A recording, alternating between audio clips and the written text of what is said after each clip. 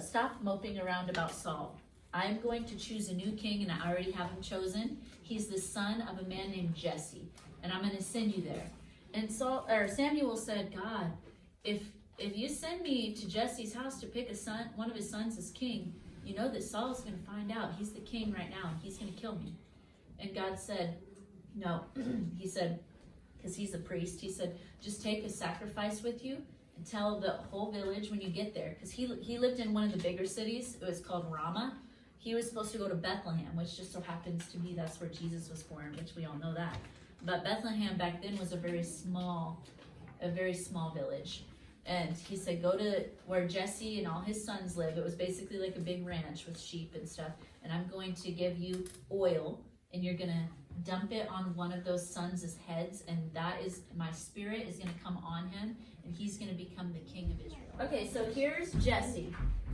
So Samuel comes and talks to him, and he's like, the village, they all saw that the main man of God in the whole country of Israel came to him, and they said, why are you here? They thought it was bad. They thought they were going to get in trouble or something from God.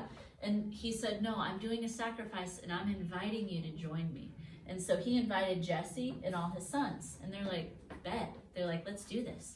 And so they all did this sacrifice. They went outside, they set up the rocks, and they put a lamb there, and they lit the fire. They have to slit the lamb's throat.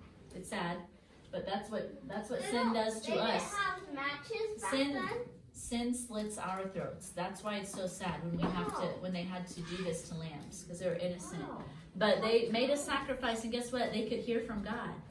And I actually wrote down the names because I didn't want to forget. There's 3 different sons. The best looking one was called Eliab. Everyone say Eliab. He was tall, handsome. I know these guys don't look that handsome because they're just drawings, and they're they don't really have much color. They kind of look ghostly. But there was the first guy who came up. Okay. We can anoint Elijah again. No. Yeah. So there was this first guy that came up, and Saul was the king that was getting replaced. Samuel was like, oh, that guy for sure is going to be the king.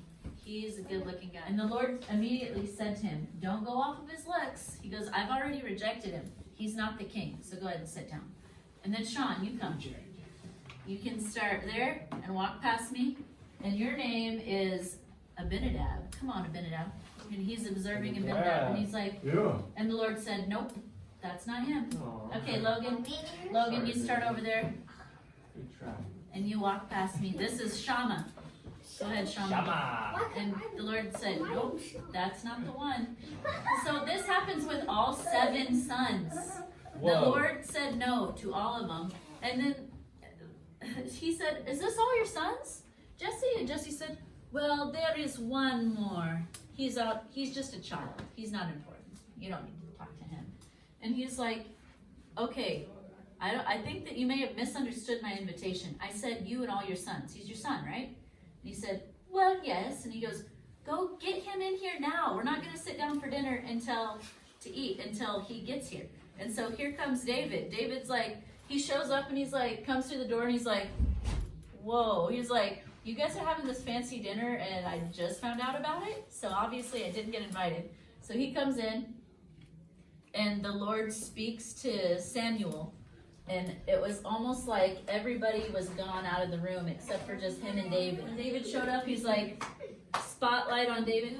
He anointed him like this. No! You are going to be the king of Israel. Oh my God! And the oil was so much that it ran down his entire face and down onto his shoulders.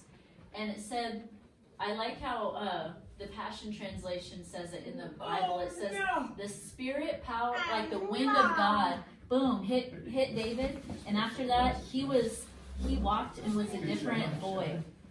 He was like a different teenager after that. And the Lord chose him. So he was a future king of Israel.